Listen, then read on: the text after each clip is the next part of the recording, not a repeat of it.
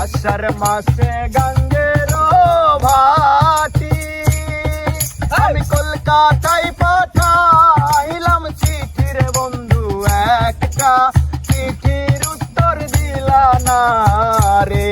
আরে আষাঢ় মাসে